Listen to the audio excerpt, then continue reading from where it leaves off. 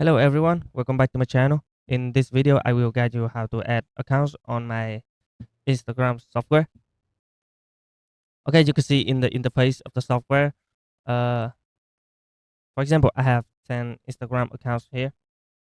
Okay, and you copy it. Then you can add a category. The software allows you to divide account into different categories for different purpose. You can name it anything you want, like 10 Instagram account. Okay, and you see the add accounts button here. You paste your accounts here and choose the category that you want to put your accounts on it. Then you choose the account format. If you don't see your account format here, you can choose optional.